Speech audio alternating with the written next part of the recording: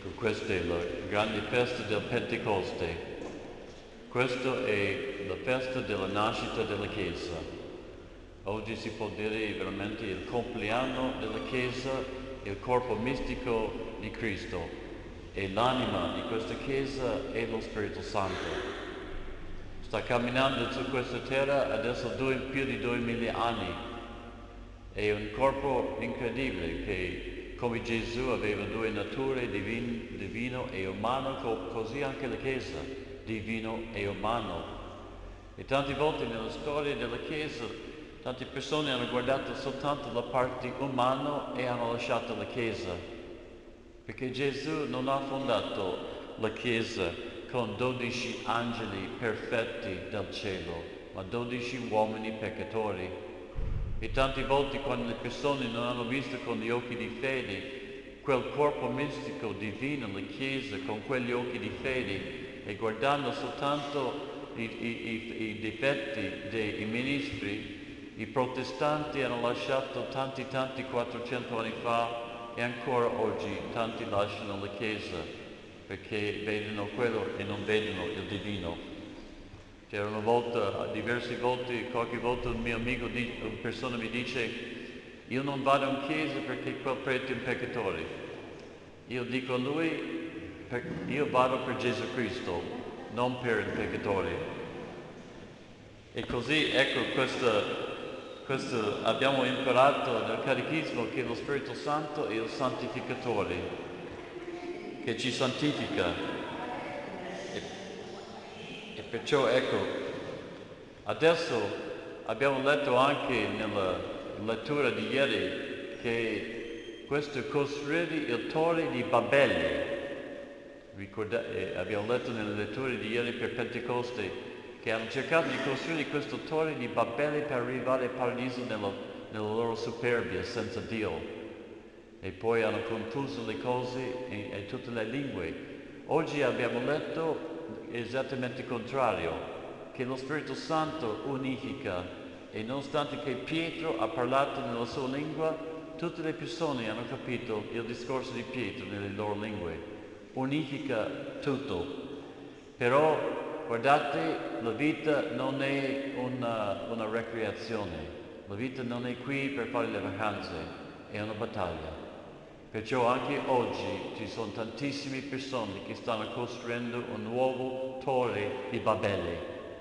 E più che le persone buone che pregano, veramente come la Chiesa ci dice, la messa, la confessione, il rosario, eccetera, questi che stanno cercando di costruire il torre di Babele possono fare poco. Ma quando le persone pregano poco, veramente poco, stanno costruendo un torre di Babele che il mondo non ha mai visto prima.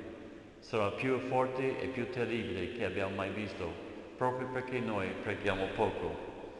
Così ecco, questo sono proprio il momento che realizziamo il protovangelo, quando la donna schiaccerà la testa del serpente, perché Maria è la sposa dello Spirito Santo. Così Maria è proprio la sposa, e così in questi tempi, nonostante che c'è uno che sta costruendo la torre di Babele e l'altro con Maria sta costruendo una schiera dei umili, sarà questo grande conflitto dei nostri tempi fra le persone con superbia, con Satana, e le persone con umiltà, con Maria e Gesù.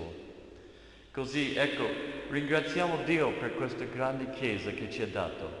Ringraziamo Dio anche per tutti i nostri parenti di prima, che ci ha portato la fede fino ad oggi, e chiediamo anche la grazia che noi facciamo la nostra parte, così anche i nostri figli e nipoti eccetera avranno la fede, perché noi abbiamo vissuto pienamente la nostra fede nella preghiera, nel sacrificio, nei sacramenti, e di vivere pienamente, di cercare la verità. Perché oggi c'è tanta confusione, il diavolo è quello di confusione come i torri di Babele, perciò bisogna lottare per trovare la verità, con la preghiera lo Spirito Santo aiuta, e di passare tanto tempo davanti a Gesù nell'Eucaristia con Maria, per poter trovare la verità in questo mondo pieno di confusione, e di vivere quello, così i nostri nipoti avranno anche loro la fede se noi viviamo bene. Perciò ringraziamo Dio per questo grande dono della Chiesa, il corpo misto di Cristo, e poi diciamo per tutti noi insieme, come esattamente oggi, diciamo buon compleanno. Per tutti noi che viviamo questa festa, perché adesso noi in questo corpo di Cristo, con l'anima dello Spirito Santo, adesso noi abbiamo ricevuto la fiaccola di portare avanti questo corpo, questa Chiesa per i nostri nipoti, per il futuro, che facciamo la nostra parte, di fare la buona battaglia, di cercare la verità, perché lo Spirito Santo è lo Spirito della verità, e di vivere quella verità, anche se c'è il rischio che dovremo cambiare vita e soffrire, e poi di ringraziare Dio per questo grande dono della Chiesa, che è come la nostra madre, la Madre Chiesa, che ci porta le grazie necessarie per salvare le nostre anime per l'eternità. È un grande dono che tante volte non apprezziamo poco e abbiamo poco tempo a pregare, poco tempo per Dio, poco tempo per tutti questi. Vuol dire che abbiamo poco priorità per l'eternità e l'unica cosa che conta è questa vita corta.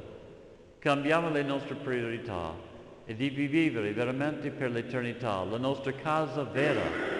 La nostra casa vera è paradiso, e di ringraziare Dio per questo dono della Chiesa e di vivere pienamente per far suscitare questa Chiesa per il bene di noi e per tutto il mondo. Preghiamo.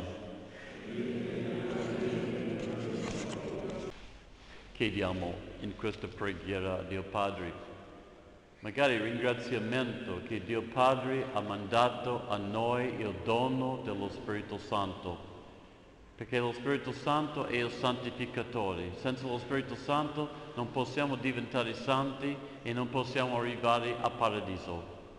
Chiediamo di corrispondere a quella voce dentro di ognuno di noi che ci parla molto sottile. Bisogna buttare via tutti i rumori del mondo, distrazioni dentro, per ascoltare quella voce in silenzio, magari con l'aiuto davanti all'Eucaristia con Maria, di ascoltare quella voce dentro dello Spirito Santo che ci dice la sua volontà, che è la cosa migliore per noi, che ci porta veramente alla vera pace e gioia, non quello falso.